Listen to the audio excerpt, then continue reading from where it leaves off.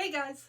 Today I'm going to put a binding on this quilt that I just finished quilting last night. So a simple quilt, I put an edge to edge on it. Now, when I have a quilt that the edges aren't perfect on, a lot of times I will cut it off and I will trim it and I'll put the binding on my domestic machine. But this quilt has great edges, it's nice and square, no problems. And it's super fast to throw a binding on using your Longarm machine. So I'm going to show you how to do that today. First thing, you want to, I use the Handy Quilter square feet, the 1/4 inch foot. And this is an acrylic foot, so when you put on, you want to be careful. I'd like to say that you put it on so it's snug, but not tight, because you could crack that housing there. So we're going to leave ourselves a tail, and so I have my binding that I've made, and we're going to line it up right along the edge of the quilt, which I know you can't see because of the white edge.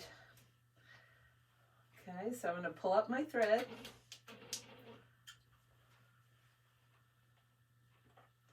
Okay, we do that so we don't have thread nests on the bottom. And then I'm going to tack it down. All right, so now we are just going to keep this, we're going to line up the edge right along. So long.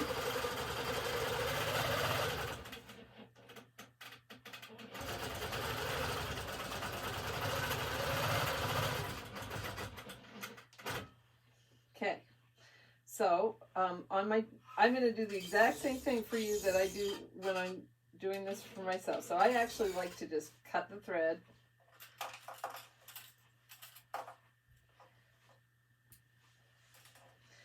Okay, then you're going to fold it. So I sewed up to about a 1/4 inch away from the side. And then you're going to fold it back. So this might be the trickiest part, because if you're geometrically challenged, this could be a problem. But you fold it this way, and then you fold it back on top of itself. All right. I think the hardest part is getting the foot back on. All right, so we're going to start right here. Pull up our thread without moving anything.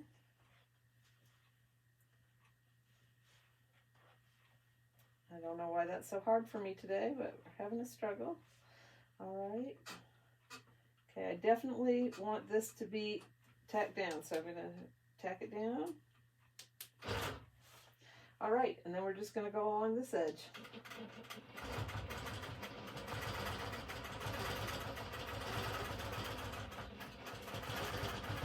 Okay, now some of you are probably going, hey, she's sewing from right to left.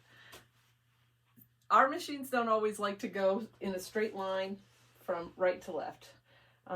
Just all long arms. They're just built to go left to right. And so if you have trouble, you may have a thread break. I don't usually have problems. Now I probably jinxed myself today.